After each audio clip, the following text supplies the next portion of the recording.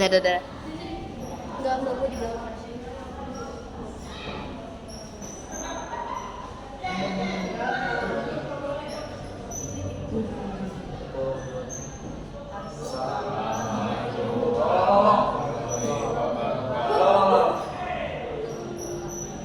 Assalamualaikum warahmatullahi wabarakatuh.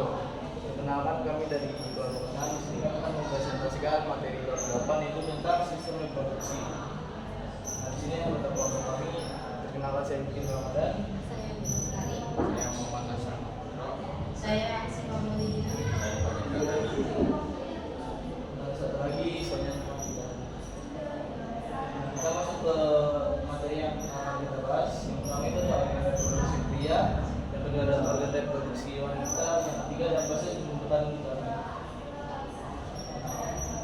Pengertian sistem reproduksi adalah kumpulan organ baik internal maupun eksternal yang bekerja sama untuk memungkinkan terjadinya reproduksi seksual dan menghasilkan keturunan. Sistem ini berbeda antara pria dan wanita, dengan masing-masing memiliki organ reproduksi spesifik yang mendukung proses reproduksi. Ini nih ada organ reproduksi pria. Organ eksternalnya ada penis dan skrotum. Organ internalnya ada testis, epidermis, epididymis, vas deferens, saluran ejakulasi, uretra, vesikula seminalis, ganjalan prostat, dan yang terakhir ada kelenjar kompas. Nah, ini yang pertama ada penis. Fungsi penis memasukkan sperma dalam saluran reproduksi wanita atau alat reproduksi. Nah, ini ada strukturnya, ada yang pertama ada uretra, bagian penis, dan kepala penis. Lalu ada skrotum, fungsinya untuk melindungi dan menjaga seluruh testis. Strukturnya itu ada skrotum, di bawahnya ada testis. Ini biasanya ada suhu dingin, ada juga otot berkontraksi, dan skrotum mengeluh. Yang ketiga ada testis. Fungsinya tempat pembuatan sperma dan hormon testosteron. Ini ada juga testis, tubulus semiferus, dan epidermis.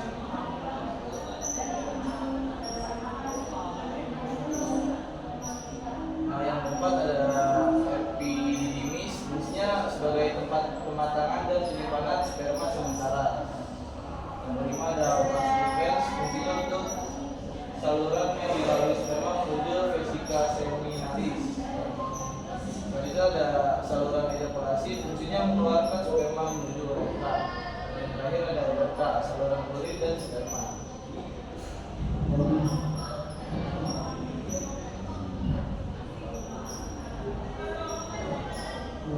Selanjutnya ada vesikula seminalis, menghasilkan cairan kental bersifat basa dan kaya fruktosa. Fungsinya memberikan nutrisi dan melindungi sperma. Selanjutnya ada kelenjar prostat, menghasilkan cairan basa mengandung fosfolipid, kolesterol, dan garam. Fungsinya meningkatkan motilitas sperma. Yang terakhir ada kelenjar prostat atau bulbospectral, menghasilkan cairan basa yang mengandung lupus. Fungsinya untuk menetralkan sisa keasaman urin dan pelumas sebelum ejakulasi. Volume cairan yang dikeluarkan saat ejakulasi 1 sampai 10 mili, rata-rata 3 ml. Karena itu 90% itu adalah air, dan 50 sampai 120 juta sperma atau mililiter. Setelah ejakulasi, sperma mampu bertahan selama 24 sampai 72 jam dalam saluran reproduksi wanita.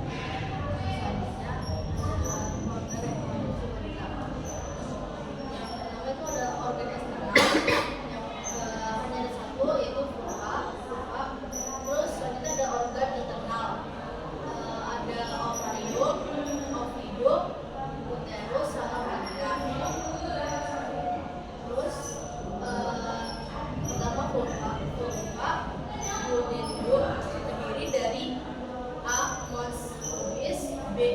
Nadia minor, D.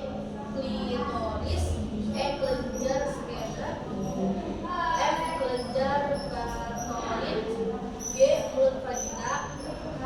Hymen, I. Utera, dan terakhir perineum. Ya, yang A. Mons pubis, yaitu bantalan jaringan kulit, terus ditutupi rambut setelah membekas. Yang B itu ada labia mayor, yaitu bibir besar. Labia minor, rambut kecil. Selanjutnya ada klitoris, terdapat corpus cavernosa yang banyak mengandung pembuluh darah dan ujung saraf. Ada kelenjar scapular di sekitar uretra, menghasilkan cairan atau limbir yang berfungsi sebagai melumasi vagina. Selanjutnya ada kelenjar Bartholin di sekitar vagina, menghasilkan cairan dan bibir yang berfungsi melumasi vagina. Selanjutnya ada mulut vagina. Selanjutnya ada hymen atau selaput darah, membran yang menutupi mulut vagina. Selanjutnya ada uretra, dan keluar urin. Selanjutnya ada perineum, lapisan tipis kulit antara vagina dan anus. Yang kedua ada ovarium, itu hidung usus, fungsinya tempat pembentukan ovum. Selanjutnya tempat pembentukan hormon estrogen dan progesteron. Yang ada yang ketiga ada ovidum atau bafalopi, fungsinya tempat fertilisasi.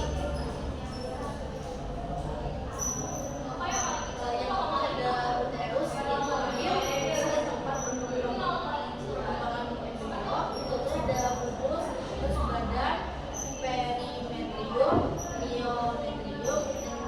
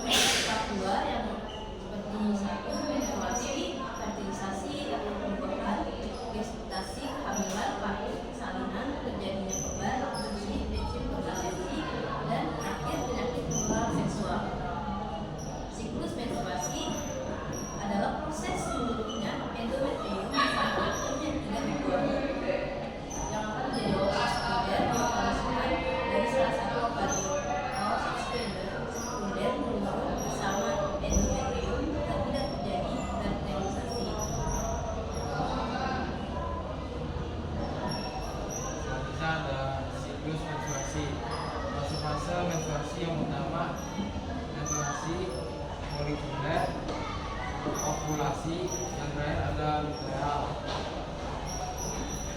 Fase menstruasi waktu hari ke-1 sampai 5. Jadi penurunan endometrium beserta ovum dia dibuahi karena menurunnya kadar progesteron dan estrogen. Korpus luteum berhenti memproduksi estrogen dan progesteron. Yang kedua ada fase folikel. Waktunya itu hari ke-6 sampai 13 tentang pembentukan dan pematangan folikel telur oleh FSH dan terjadi penebalan endometrium oleh estrogen. Yang ketiga ada fase ovulasi. Hari ke-14 terjadi pelepasan oosit sekunder dari folikel yang matang karena tingginya LH. Yang keempat fase luteal. Waktu hari ke-15 sampai 28 terjadinya penebalan endometrium karena tingginya progesteron dan estrogen. Korpus luteum memproduksi estrogen dan progesteron. Selanjutnya ada siklus menstruasi. Yang pertama fase menstruasi hari ke-1 sampai 5 terjadi peluruhan endometrium beserta ovum yang tidak dibuahi karena menurunnya kadar progesteron dan estrogen. Yang kedua fase folikel atau prafolukasi. Hari ke-6 sampai 13 terjadi pembentukan dan pematangan folikel telur oleh FSH dan terjadi penebalan endometrium oleh estrogen. Yang ketiga fase ovulasi hari ke-14 terjadi pelepasan oosit sekunder dari folikel yang matang karena tingginya LH. Yang keempat fase luteal hari ke-15 sampai 28 terjadinya penebalan endometrium karena tingginya progesteron dan estrogen.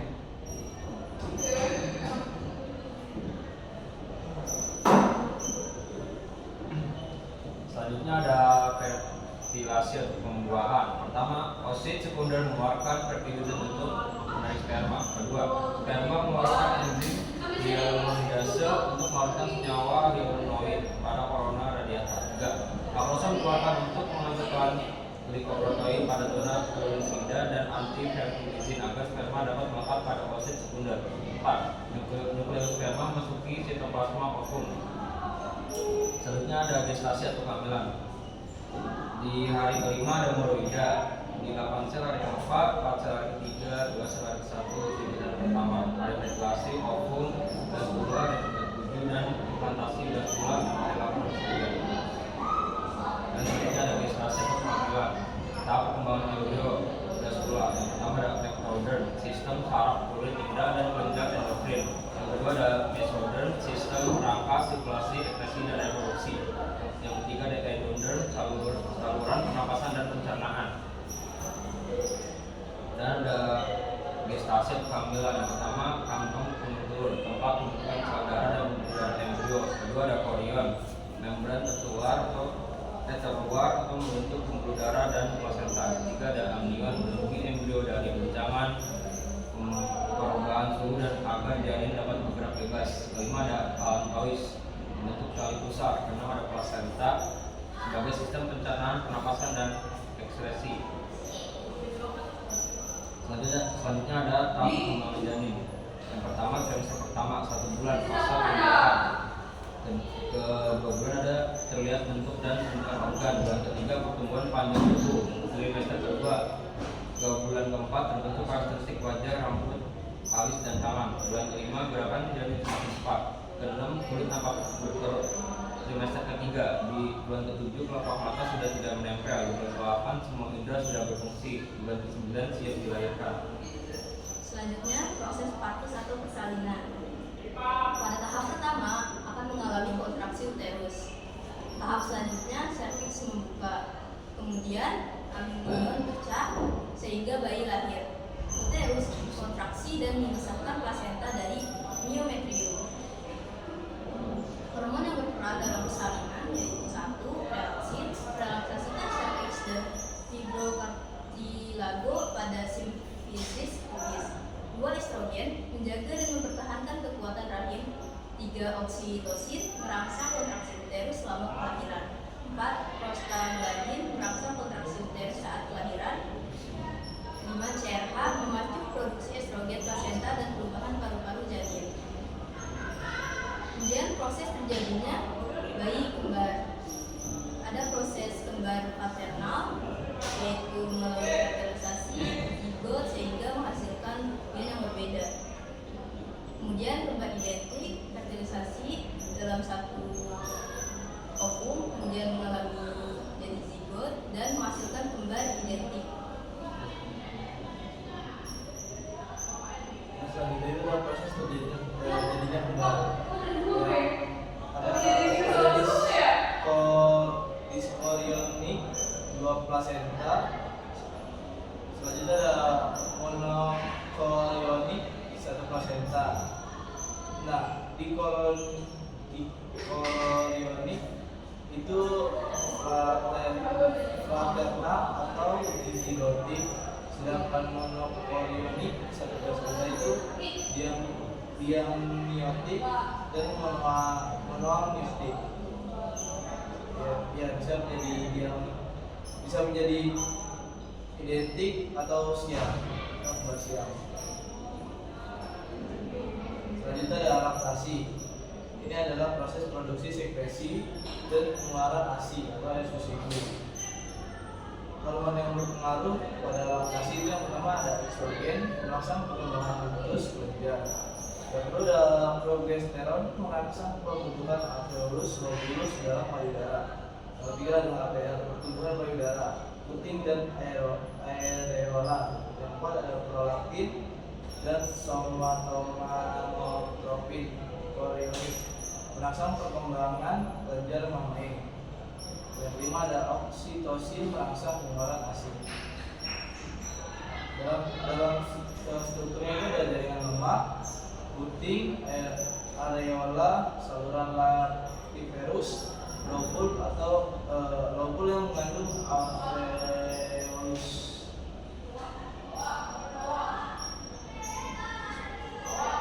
Selanjutnya ada manfaat ASI bagi bayi. Pertama, mengandung nutrisi dan mudah dicerna. Yang kedua, meningkatkan daya tahan tubuh bayi. Yang ketiga, meningkatkan kecerdasan bayi. Yang keempat, meningkatkan hubungan antara ibu dan bayi. Selanjutnya, manfaat menyusui bagi ibu. Yang pertama, merangsang uterus kembali ke bentuk semula. Yang kedua, berat badan kembali normal. Yang ketiga, sebagai kontrasepsi alami. Yang keempat, mempercepat pemulihan. Yang kelima adalah mengurangi stres dan gelisah. Selanjutnya prinsip-prinsip proses kontrasepsi. Yang pertama yaitu kontrasepsi alami melalui sistem penanggalan. Yang kedua kontrasepsi kimiawi dengan obat pembunuh sperma. Yang ketiga ada coitus interruptus, yaitu pengeluaran penis sebelum ejakulasi. Keempat, pencegahan ovulasi dengan pil KB, susu KB ataupun suntik KB. Selanjutnya penghambatan implantasi dengan mencegah fertilisasi dan implantasi. 6. Metode shower mekanik mencegah pergerakan sperma dengan kondom.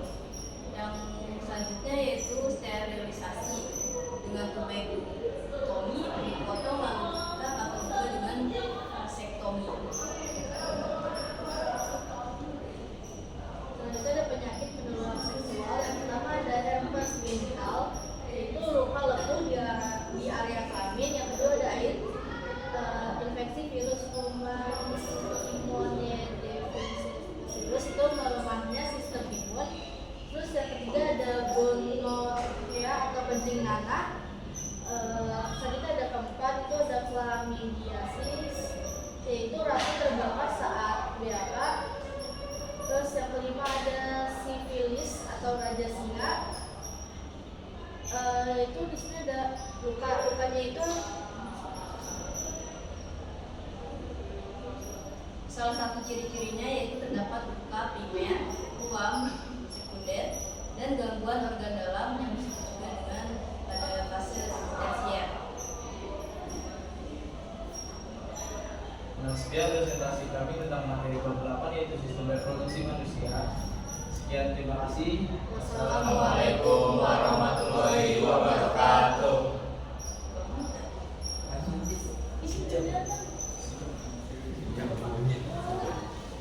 Ini apa siapa?